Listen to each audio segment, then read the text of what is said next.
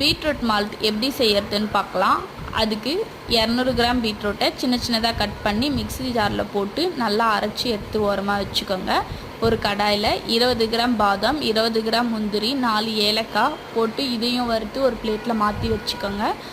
அதே கடாயில் அரைச்சி வச்சுருக்க பீட்ரூட்டை போட்டுட்டு ஒரு 200 கிராம் நாட்டு சர்க்கரை சேர்த்து அதை நல்லா மிக்ஸ் பண்ணுங்கள். முதல்ல தண்ணியாக இருக்கிற மாதிரி தான் இருக்கும், போக போக திக்காகிட்டே வரும். கொஞ்சம் திக்கானதுக்கப்புறமா நம்ம அரைச்சி வச்சுருக்க பாதாம், முந்திரி, நட்ஸ் பவுடரை போட்டு நல்லா மிக்ஸ் பண்ணிகிட்டே இருங்க. மிக்ஸ் பண்ணிகிட்டே இருக்கும்போது இந்த மாதிரி மொத்தமாக ஒன்று சேர்ந்து வர மாதிரி இருக்கும். அந்த ஸ்டேஜில் இறக்கிடுங்க.